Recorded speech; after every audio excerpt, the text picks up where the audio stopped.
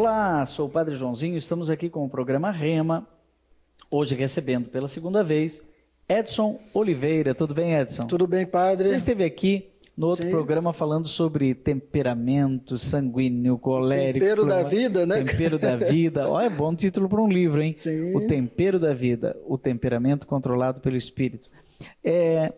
Mas hoje o nosso programa Rema traz um tema super atual, que é a inteligência emocional. Estou agora na rima, né? Sim. Um tema super atual, inteligência emocional. Esses dias eu ouvi uma frase de alguém que diz assim, a gente pensava que o homem é um animal racional. Agora descobrimos que o homem é um animal emocional.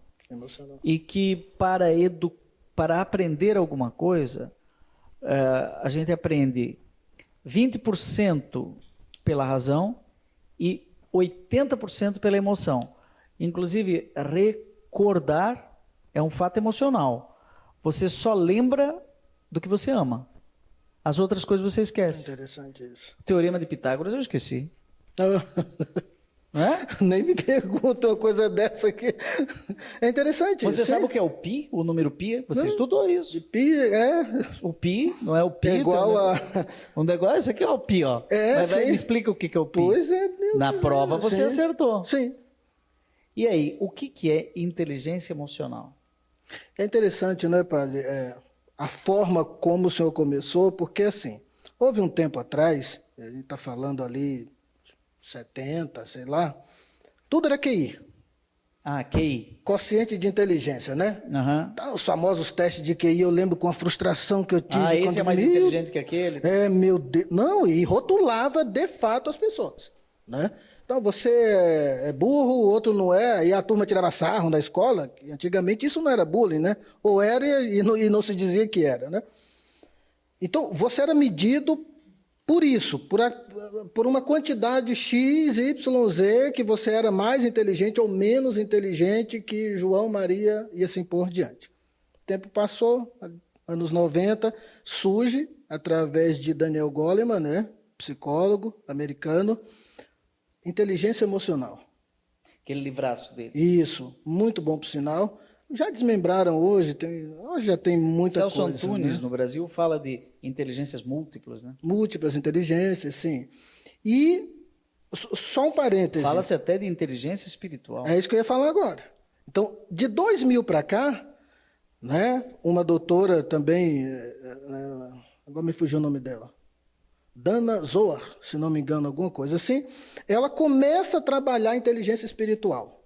Né? Tá, e o que é o que do que, né? Então, QI, a inteligência que se media, né? Então você... Agora, aí a psicologia entrou na seguinte questão. O que adianta o Edson ter um QI de 100, mas não sabe lidar, não sabe conversar, não sabe enfrentar o dia a dia, a lida, não consegue se relacionar em emprego, pula de emprego todo dia, não para emprego. O que adianta?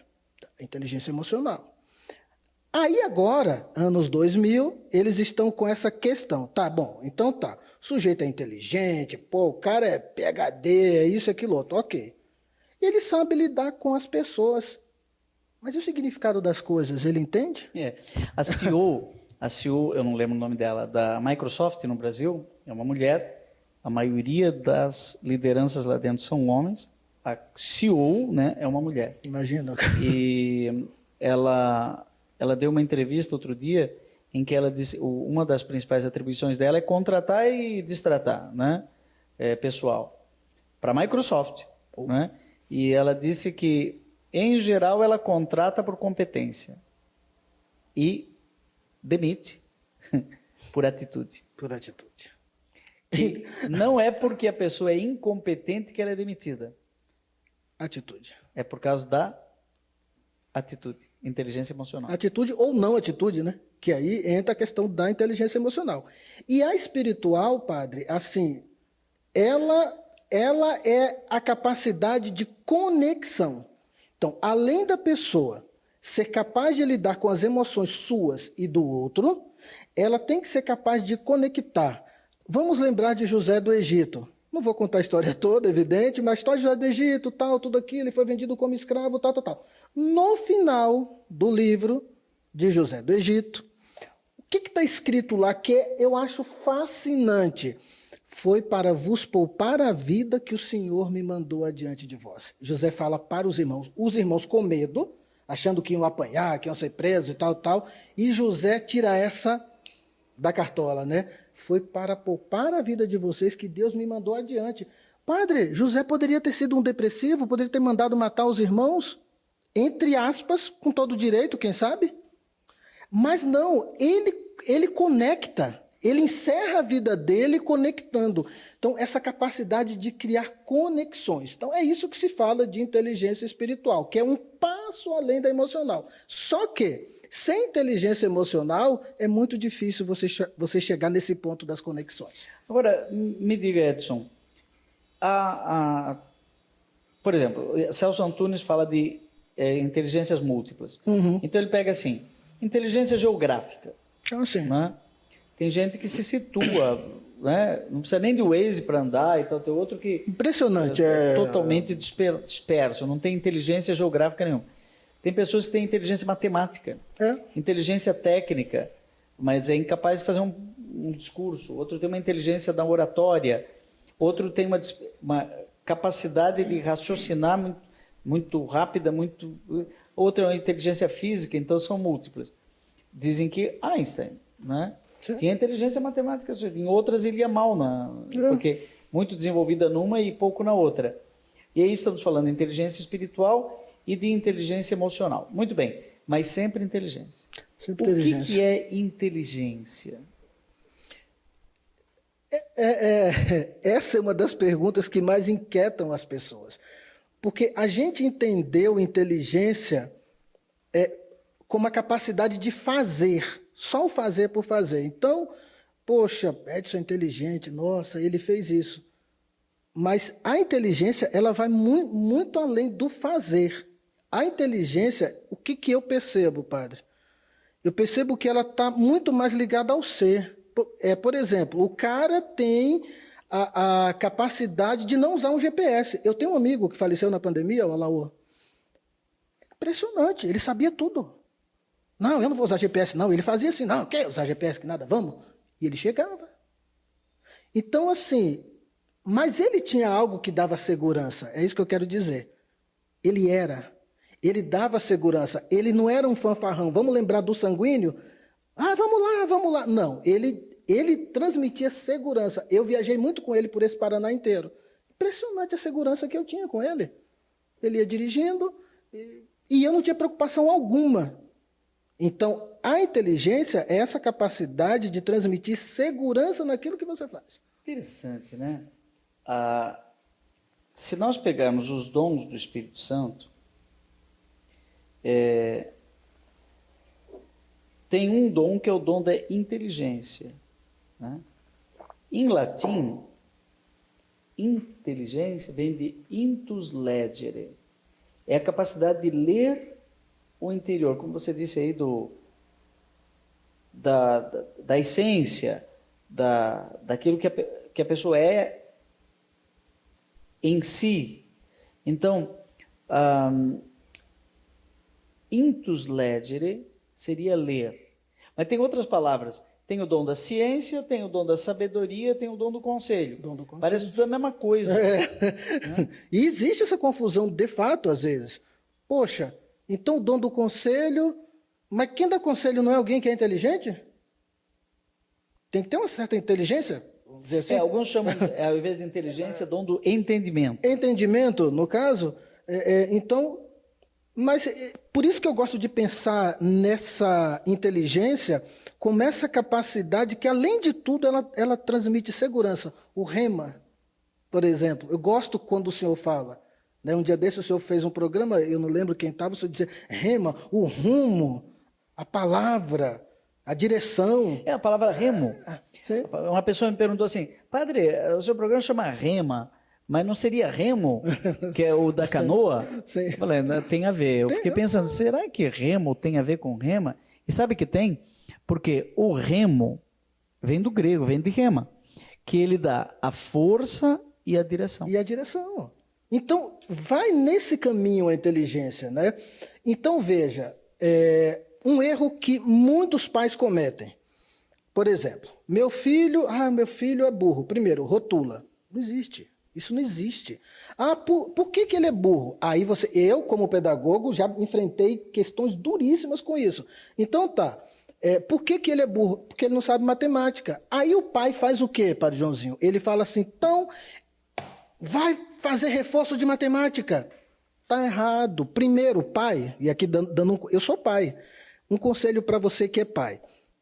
Seu filho é bom em quê? Ele gosta de português. Ok.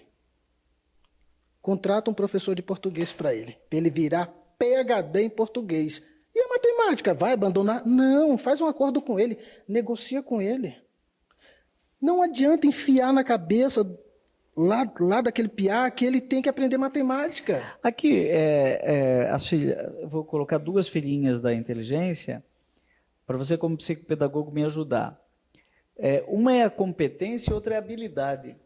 Então, toda escolarização, faculdade, curso técnico, ele procura desenvolver competências e habilidades. Uhum. Né? O que é isso?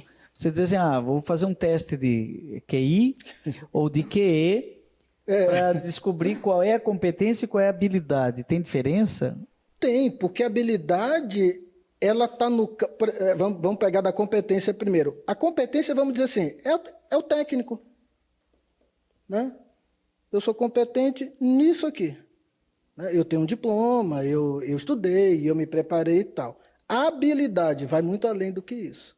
Porque tem muita gente que estuda, e aí entra uma confusão tremenda, tem pessoas que não se encontram na profissão. Isso tem a ver com outro programa que nós fizemos, né, sobre o sanguíneo. A pessoa estuda de tudo um pouco e ela nunca termina uma faculdade. Eu estou acompanhando um caso assim aqui em Curitiba, um rapaz. Ele já fez 4, 5 faculdades e ele está perdido. A idade chegou, cara. Ele vai até 3º, 4º semestre. Não é isso. Não, por quê? Ele quer fazer tudo. E quem quer fazer tudo não faz nada. Então, a competência e a habilidade é essa capacidade de você, além de você ter a competência, você saber discorrer naquilo. Poderíamos dizer assim também. A inteligência, então, é o potencial. Eu, por exemplo, eu posso ser um motorista. Então, eu tenho inteligência. Você diz para a pessoa assim, você é inteligente. Você pode dirigir esse carro. Você é capaz. Você é capaz. Você está diante de um caminhão, né? A primeira vez que fiz teste de motorista, com 18 anos, eu fiz com um caminhão-tanque. E eu nunca tinha dirigido um caminhão-tanque. Daí o dono da autoescola, no dia do teste, disse, você dirige carro? Dirige uma Brasília. Então você é capaz de dirigir? Você é capaz. Você é capaz. Você é capaz de dirigir um caminhão-tanque. Será? Ninguém acreditava na minha competência. Na sua competência. Né? Porque eu não achava que não tinha aquela competência. Mas para ter a competência de dirigir, eu preciso ter uma série de habilidades. Então, por exemplo, para dirigir um carro, eu tenho que ter habilidade visual. Porque senão... A questão espacial, né? Espacial. Eu tenho que ter habilidade motora. Sim. Eu tenho que ter habilidade cognitiva para interpretar aquela placa de trânsito, para dar ré e saber fazer baliza. São várias competências para tocar um instrumento. Exige várias habilidades para uma competência. Né? Agora, tudo isso se eu tiver capacidade intelectual. Agora, você acha que existem pessoas que têm uma inteligência que o torna mais propenso a ser um bom músico, e uma inteligência musical, por exemplo, sim, e o outro que não tem, que existe essa potencialidade diferente, por exemplo, aquele sujeito, se ele ensaiar 8 horas por dia, ele vai ser um bom músico. O outro, se ele ensaiar 6, ele já vai ser um bom músico. Ele vai ser músico. Vamos dizer assim, ele vai ser músico. Mas o outro, aí o senhor usou uma palavra bem rapidinho, potencialidade. Tem pessoas que têm potencialidade para determinada coisa. Deixa eu te dar um testemunho também. Eu criei o Gustavo e a Gabriela. O Gustavo era um menino que qualquer um chamaria de burro. Eu estou falando isso aqui porque já foi, a gente brinca com essa história, né? Não queria estudar. Cara, ele não queria estudar, ele tinha 14 anos, como é que eu falei, cara, eu vou ser preso, você tem que estudar. Não, eu quero ganhar dinheiro. Gustavo queria ganhar dinheiro. Eu falei, Pia, senta aqui, então vamos negociar. Aí entra a história da matemática que eu disse agora há pouco, viu? Você quer ganhar dinheiro? Mas você só vai ganhar dinheiro se você estudar. Você tem que ter uma competência e tal. E fui. Negociei com ele. Então, pelo menos 6. Era 6 a média na época. Pelo menos você tem que tirar 6. Eu não quero nota vermelha. Topa comigo? Topa. E o que é que você vai me dar em troca? Malandro ele. Eu falei, eu te levo para a rádio. Na época eu trabalhava com rádio. E eu contratei não, né? Eu dava todo mês um dinheirinho para ele. Tipo uma mesada para ele. Ficou feliz da vida e tirava 6. Era impressionante, padre. Pegava o boletim dele, 6. Nem mais nem menos. Não, nem mais nem menos. E ele queria ganhar dinheiro. O que aconteceu com ele? Eu nunca imaginei que ele ia fazer uma faculdade um dia. Um belo dia ele me disse que ele ia fazer mecatrônica. Essa coisa de louco. Para, fazer mecatrônica. Olha, eu ri. Ele fez mecatrônica, ele foi para a França, para a Canção Nova de Toulon. Hoje ele fala francês, ele escreve francês, ele traduz francês. Ele hoje trabalha no Banco BTG Pactual, um grande banco, etc. Um menino que tinha tudo para ser chamado de burro. É. Mas a gente soube explorar o que ele queria? Ganhar dinheiro. Então você vai ganhar dinheiro, cara. Mas você tem que estudar. Nós estamos aqui conversando com Edson, psicopedagogo, que está falando sobre um tema muito conhecido no meio acadêmico, mas muitas vezes pouco conhecido da família e que funciona, inclusive para essas questões aí de educação dos filhos, né? Que é a inteligência emocional. Falamos da inteligência de modo geral, essa potencialidade que Deus nos fez gente inteligente, né? Deus nos deu esta gama de inteligências, uns mais para uma coisa, outros mais para outra, cada um vai discernir a sua. Mas existe uma delas que parece que junta todas, que é a inteligência emocional. Então nós vamos fazer um breve intervalo agora e no próximo bloco você volta rapidinho para a gente falar sobre o que é essa inteligência do coração. VaptVupt. Não perca mais nenhum vídeo da TV Evangelizar. Inscreva-se agora. Voltamos aqui com o nosso programa Rema, hoje entrevistando Edson Oliveira sobre inteligência emocional. Você sabe, Edson, que aqui eu sempre tenho falado aqui sobre a Biblioteca do Coração, esse nosso clube de sócios que recebe todo mês um livro, não é? E também outros mimos aqui presentes e tal, tudo muito bonitinho. Aqui tem uma cruz, a carta, enfim, é um monte de coisa. E o livro exclusivo do Padre Zezinho para esse primeiro box, Um Coração para Amar. Mas nós escolhemos como frase motivacional uma coisa que tem a ver com o nosso segundo bloco. É uma frase do nosso fundador, o Padre Deon, e diz assim, ó: buscamos a civilização da inteligência do coração. Essa frase ele disse em 1877, há mais de 100 anos, né? Há mais de 150 anos, quando ele fez um discurso educacional. Terminou com essa frase. E tem tudo a ver com o nosso programa de hoje. Buscamos a civilização da inteligência do coração. Ele poderia ter dito, buscamos a civilização da inteligência emocional. Sim. Né? E você falava de Goleman, né? Que escreveu esse livro, esse clássico emocional. Sobre inteligência emocional. Falamos muito sobre inteligência no primeiro bloco, né? Agora vamos falar sobre esse emocional, né? Existe uma coisa que é emoção, né? Outra coisa que é sentimento, né? Amor. O que é emoção? Inteligência emocional. Seria inteligência sentimental? Seria a inteligência das coisas do coração? Como é que é isso? Assim, sem emocionalismo, evidente, mas a inteligência emocional, ela está nesse campo do conhecimento profundo de si e do outro.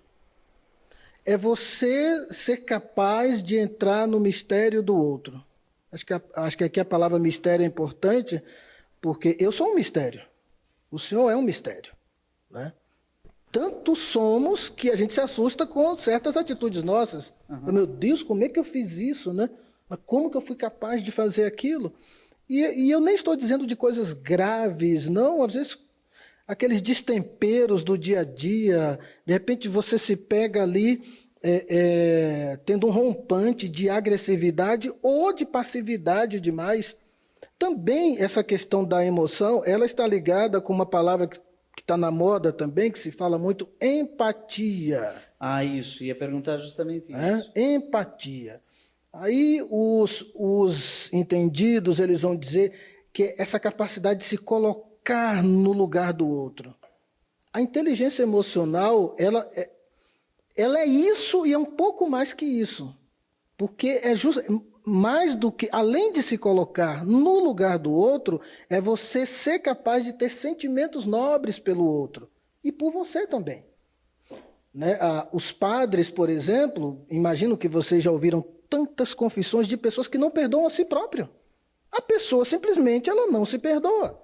Eu não sou padre, mas eu atendo pessoas também, e é duro você trabalhar a emoção dessa pessoa, porque ela está com a carga tão negativa, ela está com a imagem, aí outra palavra interessante, além de empatia, imagem, ela tem uma imagem tão pesada de si e do ambiente que ela vive, que ela não consegue se perdoar. E ela não consegue avançar na vida. Ela não consegue um casamento, por exemplo, se é a vocação dela, né? Ela não consegue um bom emprego, porque ela não para emprego. Porque ela é muito mais capaz de se destemperar do que trazer o tempero para aquele ambiente. O tempero. Dos temperamentos que a gente já trabalhou, né? Então, se nós pegarmos, eu sou muito do significado das palavras, né? E etimologicamente, né? A origem da palavra emoção, é um prefixo ex, do latim, que significa para fora, e moção vem de movere, que é movimento. Então há um movimento interior. Santo Inácio de Loyola falava muito de consolação, desolação, né? São movimentos da alma. Alma não entendido como alma espiritual. Alma como aquilo que me anima. A minha interioridade é como se fosse um conjunto de rios caudalosos que vão se movimentando, né? Fluidos, né? Que vão se movimentando e às vezes externalizam, de modo que me fazem sentir. Então eu tenho sentimento, né? Mas a inteligência emocional talvez seria a capacidade de autopercepção desses movimentos interiores, né? E até a capacidade de gerenciar esses movimentos, para não me deixar dominar pelos sentimentos, porque pode ter isso, né? Pode, e assim, o senhor me fez lembrar de uma palestra que eu vi do Leandro Carnal, onde ele dizia assim, dando um exemplo, alguém disse que eu tenho uma conduta moral duvidosa. Tem dois caminhos. Ou eu tenho mesmo, e é isso mesmo, e a vida é minha e acabou. Ou eu não tenho. E se eu não tenho? Você está falando uma grande bobagem. E a vida segue. Tem um evangelho, Padre Joãozinho, que eu gosto muito, que Jesus, os fariseus levam Jesus até o alto do monte, para precipitá-lo abaixo, e aí tem um detalhe, um último versículozinho que diz assim, mas Jesus, passando no meio deles, seguiu adiante. Inteligência emocional. Não ficou discutindo, não bateu boca. Por quê? Sabia quem ele era, sabia a missão que tinha, sabia o que estava fazendo. Viu? Passou no meio deles. Eu chamo isso, Padre Joãozinho, da pedagogia do rio. O que o rio faz quando encontra uma pedra? E vai embora. O rio não fica parado. O rio sempre encontra o caminho do mar. Sempre encontra o caminho do mar. O Daniel Goleman, naquele livro dele, Inteligência Emocional, de 1995, fala de alguns passos para realizar essa alquimia dos movimentos interiores, do equilíbrio que você falou aqui, você já foi até administrador da... É santuário, né? É isso, Santuário Nossa Senhora do Equilíbrio, em Curitiba. Sim. E para chegar ao gerenciamento dos seus movimentos interiores. Então, Jesus ficou... tem aquela passagem de Mateus, capítulo 11, ele ficou encantado, e aí ele começou a louvar a Deus. O movimento se transforma em movimento exterior. Então, ele fala que o primeiro passo, Goleman, se eu lembro bem, quando eu li, já faz algum tempo, o livro é de 95, né? Sim, sim. Eu tinha poucos anos de padre, 3 anos de padre. Eu lembro que foi um estrondo na época. Ele diz, primeiro passo é tomar consciência de si. É isso que você está colocando, né? Quem eu sou, Padre Joãozinho? Como é que é? Conhece-te a ti mesmo. Conhece a ti mesmo. Então, veja, por que as pessoas se ofendem tanto? O Padre Joãozinho, claro, aqui nós estamos falando de um nível de amadurecimento. Mas se eu sei quem eu sou, por que eu vou me abalar tanto? Ficar triste é uma coisa, porque ninguém quer receber uma apunhalada. Né? Alguém fala que eu roubei, por exemplo. Eu não roubei. Eu posso ficar triste, normal, eu sou humano. Mas, viu, fazer um escândalo, por quê? Então, essa inteligência emocional, ela precisa nos levar a isso. Então, esse conhece-te a ti mesmo, você sabe quem é você. Por que aquilo que vem de fora te abala tanto? Muita dificuldade. De entrar dentro do seu labirinto interior, porque sabe aquele mito grego? Lá dentro tem um monstro, um minotauro, né? E ele vai me engolir, ele vai me devorar. Sim. Tanto que tem a dificuldade de fazer silêncio. Mas aí que está o problema, não é? Aí está o problema, né? O tempo inteiro. É o barulho silencioso. É o barulho silencioso, o tempo inteiro. Então, você não desliga. Então, primeira coisa, você não desliga. Como é que você vai conhecer você? Então, você acha que é possível, então, nesse mundo hiperconectado, eu dormir comigo mesmo, dormir com o desconhecido? Estranho, né? Eu acordar, olho no espelho... E eu não conheço aquela pessoa. Eu não conheço aquela pessoa. Tem uma frase, só para te responder isso aqui, de um padre que faleceu, Padre Gambino, Dom Gambino, não sei se o senhor conheceu, ele é de Roma, ele esteve na Canção Nova dando retiro várias vezes. Dom Gambino dizia assim, sem disciplina não há santidade. O caminho é a disciplina. Quer dizer, o celular não me usa, eu uso o celular. É diferente. Não é? Então, aqueles meus amigos, não é errado você sair com seus amigos. Mas eu tenho que saber os meus limites, esse conhece-te a ti mesmo, essa disciplina consigo. Eu tenho que me disciplinar, eu tenho que escutar dentro de mim. Então, esse parece que já é depois do primeiro passo, que é o conhecer-se, é se tomar na mão. Né? Tem um nome... Autodomínio, autogestão. Autorregulação. Autorregulação, isso. Alguma coisa assim. Porque eu sinto que essa palavra é inoportuna. Então, aquele sentimento está saindo sob a forma de emoção e ele vem raiva. E eu acabo dizendo, como é que é? Se beber, não digite. Eu escrevi um artigo no meu Facebook uma vez, fez muito sucesso. Não é se beber, não dirija. Se beber, não dirija. Olha, eu percebo que os grandes problemas, né, acontecem no domingo às 14h.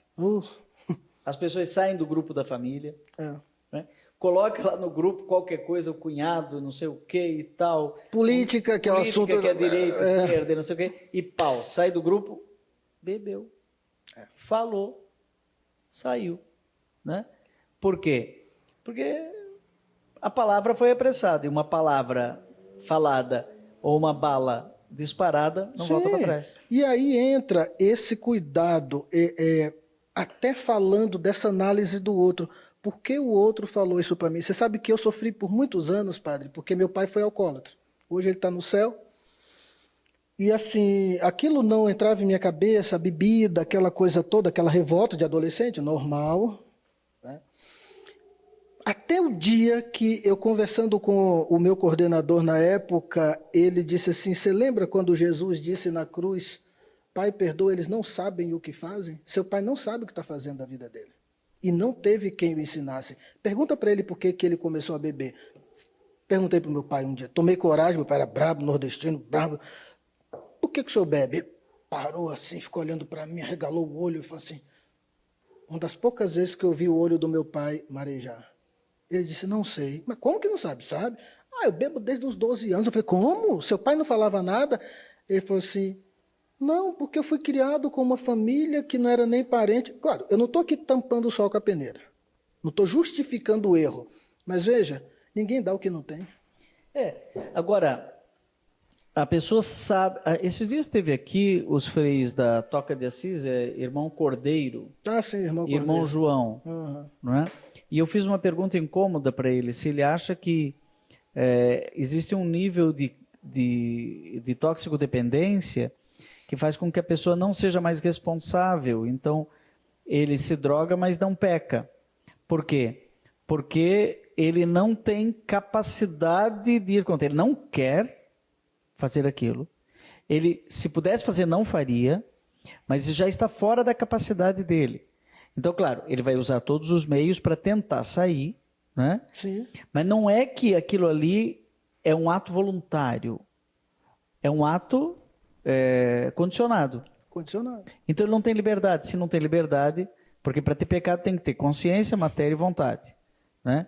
Se ele não tem a vontade, ele não quer, mas ele faz.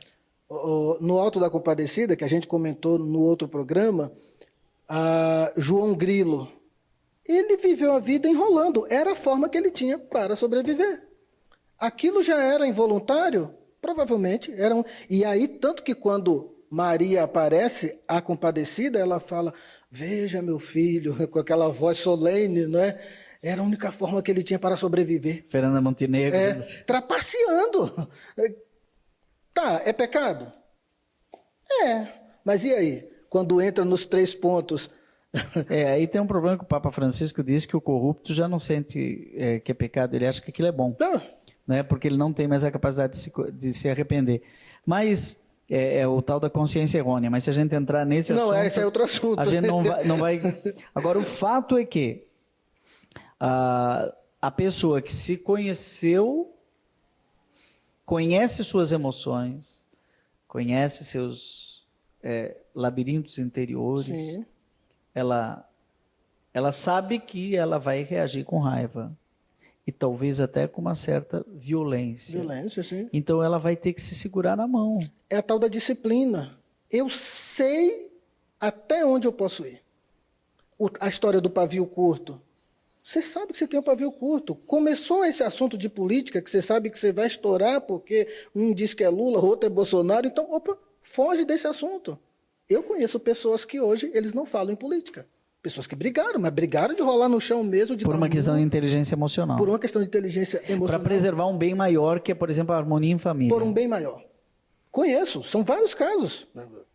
Claro que a gente não vai citar nomes, é evidente. Conheço um monte. Casos na minha família, inclusive, que hoje tem pessoas que não falam em política. Porque percebeu, mas pelo menos percebeu, né? Então, nós estamos aqui conversando sobre um assunto maravilhoso. Edson está falando para nós sobre inteligência emocional, um assunto muitas vezes desconhecido das pessoas, mas que nos ajuda a entender como é que nós vamos reconhecer, gerir, administrar, né? E até utilizar como uma forma de riqueza pessoal a inteligência emocional. Nós vamos fazer um breve intervalo e voltamos para o último bloco. Ei, lá no YouTube, dá um joinha lá, ó, e ao mesmo tempo se inscrever. Vai lá. Será um grande prazer ter você como parte da família na rede social. Voltamos com o programa Rema aqui, falando que, conforme eu dizia no bloco anterior, buscamos a civilização da inteligência emocional. Buscamos a civilização da inteligência do coração. Esse equilíbrio, né? Razão e sensibilidade. Até tem uma expressão de Paulo, né? a caridade na verdade, a verdade na caridade, que depois Santo Agostinho retomou, foi a grande chave do pontificado do Papa Bento XVI, tanto que ele tem uma encíclica social, Caritas in Veritate, coração e razão. Como é que você vê esse equilíbrio de inteligência e emoção? Aquela velha história. Tem pessoas que dizem que não conseguem dizer sim, ou dizer não. E tem pessoas que dizem que conseguem dizer um não tranquilamente. A coisa caminha por aí. Então precisa haver esse equilíbrio, né? Porque, veja, se você é tudo razão, você também cria um estrago. Se você é tudo coração, você também pode criar um estrago. Aonde está o ponto? Vamos entrar na palavra, o sim ou não. Tem que ser dito. E às vezes você vai machucar, inevitavelmente, Padre Joãozinho, nós vamos machucar alguém nessa vida. Não tem como você passar nessa vida sem... Eu fico imaginando o desapontamento de algumas pessoas com Jesus. Marta e Maria, quando Lázaro morreu, Senhor, se o Senhor estivesse aqui, meu irmão não teria morrido. E Jesus veio caminhando, atendeu um, atendeu outro. E ele já estava 4 dias. Olha o desapontamento. Demorou, hein? Demorou, já estava com mau cheiro. Então, veja, e elas perceberam ali, naquele primeiro momento, e pelo menos eu entendo assim, como um desleixo de Jesus. Não, mas Jesus estava agindo com a razão. E a razão dizia, olha, atende ali, cura aquela menina, cura aquela mulher, e já já a gente chega para cuidar de Lázaro. Né? Então, assim, esse equilíbrio, o saber dizer, e isso é um problema, principalmente hoje, padre, com essa geração. É uma geração que não está acostumada com não. E o que é que nós vamos ter daqui a alguns anos? Pessoas que não ouviram não. Quantos nãos o senhor recebeu? No alto dos seus 60? 60 anos. 60 anos. Eu com meus 52 anos. Muitos nãos. Inclusive, a educação para a resiliência, não é? Aí, outra palavra, resiliência. Que é a capacidade de cair, levantar, cair, levantar, cair, levantar. E não precisa se matar. Não. E nem precisa matar o outro. Não. Né? E tristeza é normal. Ó, brigou no casamento, mata. Mata. Né? Ou separa. Ou se mata. Ou se mata. Ou se mata, ou então eu vou embora de casa. Meu Deus. Nunca se tinha ouvido falar de suicídio infantil. Meu Deus. Quando? Suicídio infantil. Nunca se tinha ouvido falar de suicídio de padre. Nossa, é algo assim que dói, não é? Muitos padres. Sim. Não é? Recentemente, casos que vieram a público na imprensa. E alguns, assim, foi vítima de quadrilhas que chamavam pelo celular, etc. e tal, cooptavam, seduziam esse padre e depois diziam Olha que... a emoção. Ele não conseguiu. E aí, existe uma quadrilha especializada em... Sim. Não é só padre, é empresários, Sim. pais de família, eles entram pelo Facebook, já está desbaratada, né? Uma quadrilha de vários lugares do Brasil, uma delas tem sede no Rio Grande do Sul, não é?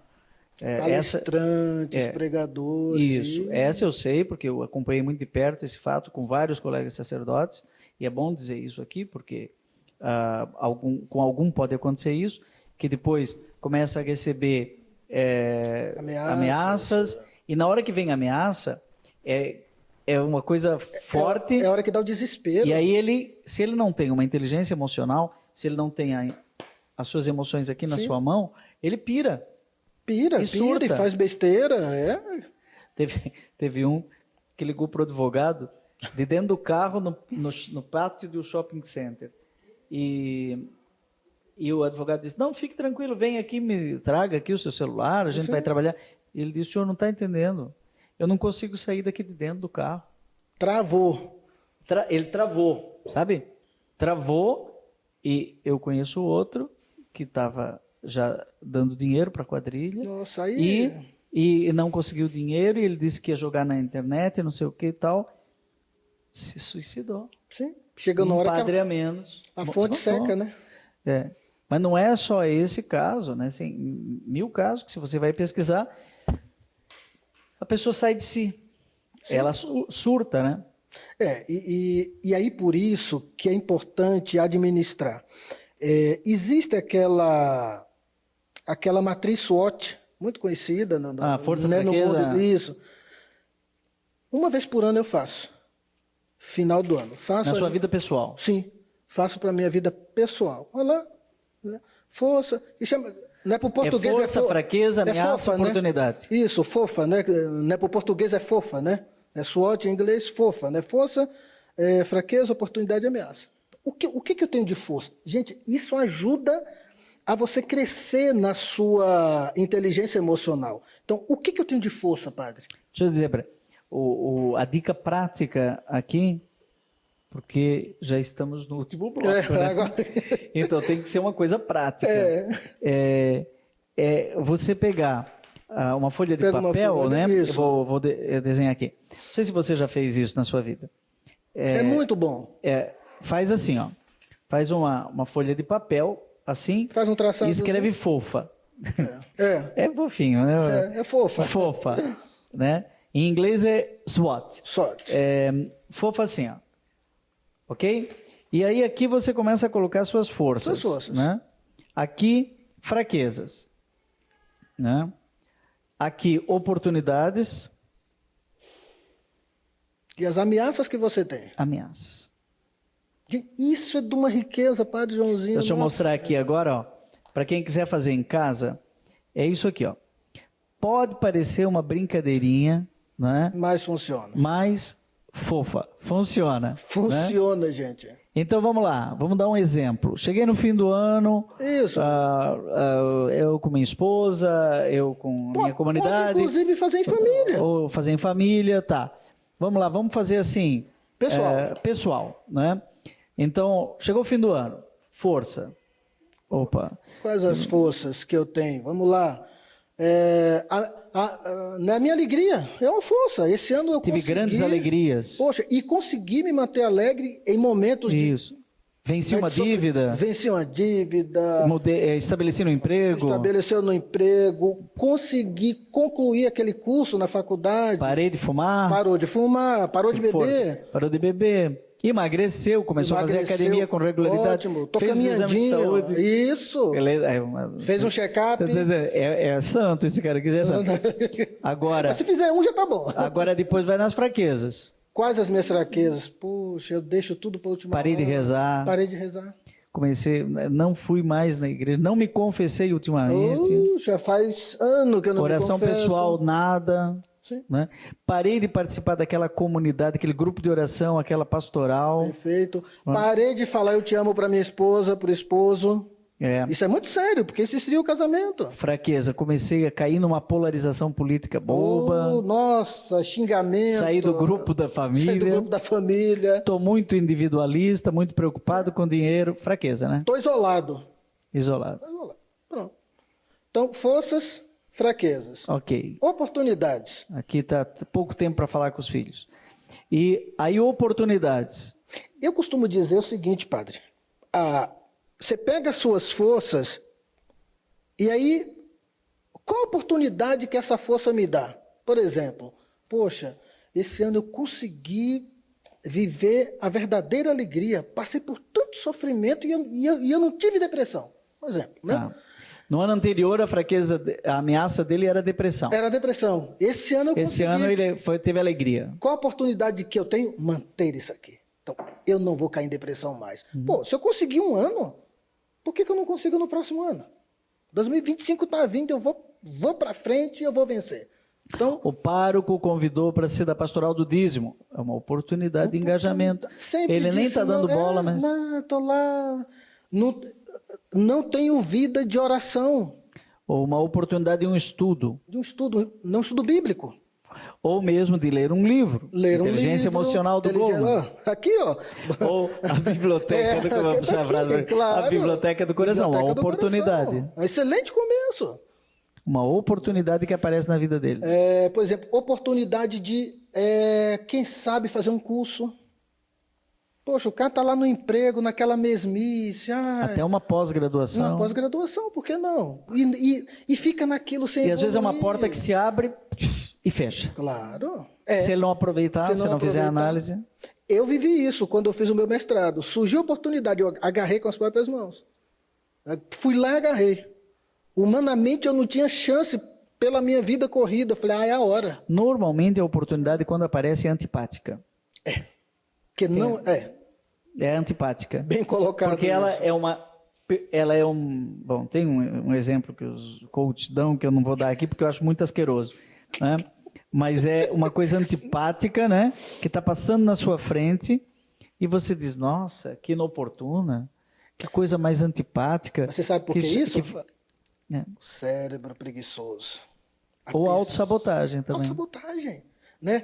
Mas vai ser tão cansativo fazer uma pós.